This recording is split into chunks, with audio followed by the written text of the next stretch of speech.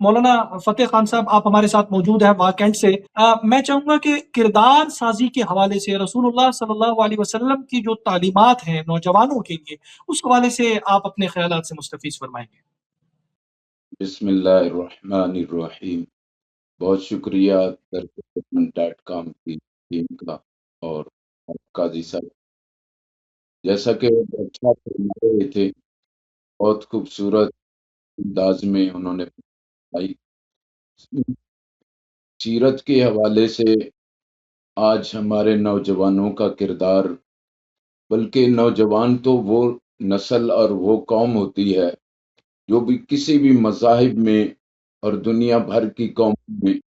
ظاہر ہے کہ نوجوان ہی وہ کسی قوم کو اوپر کر سکتا ہے، اور اگر نوجوان خود تنزلی میں ہو، بے راہ روی کا شکار ہو، تو ظاہر ہے کہ وہ خود بھی ڈوبے گا، اپنی قوم کو، اپنے ملک کو، اپنے وطن کو اور اپنے دین کو بھی اور اپنے مذہب اور مسلک کو بھی نقصان پہنچائے گا۔ تو جوانی ہی انسان کے پاس کی جتنی اس کی عمر ہے، تو جوانی سب سے قیمتی ہے، تو اس جوانی میں اس نے اوپر جانا ہے، اور اسی جوانی کے ذریعے اس نے اپنے آپ کو ہلاکت میں ڈالنا ہے۔ اب اس کی مرضی ہے کہ وہ اپنے آپ کو، اپنی قوم کو، اپنی نسل کو، اپنے ملک اور وطن کو اوپر لے کے جانا چاہتا ہے، یا اپنے آپ کو ختم کرے گا، تو ظاہر ہے کہ قوم بھی اس سے متاثر ہوگی اور نقصان اٹھائے گی۔ حضور پاک صلی اللہ علیہ وسلم کا فرمان ہے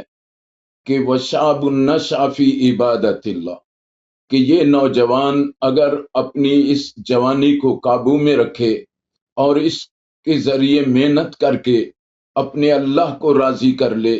اپنی قوم اور اپنی وطن کو اس میں محنت کر کے انہیں خوش کر لے،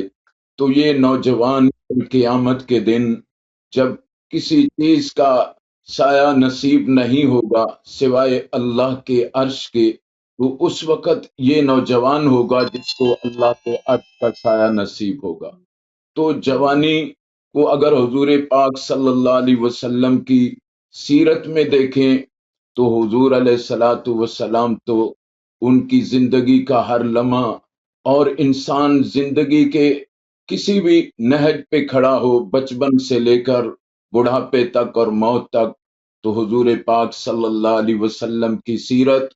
اس کی رہنمائی کر رہی ہے۔ تو ہمیں صرف اس طرف توجہ کرنی چاہیے، خصوصاً نوجوانوں کو، کہ ان کے پاس یہی جوانی کے قیمتی اوقات ہیں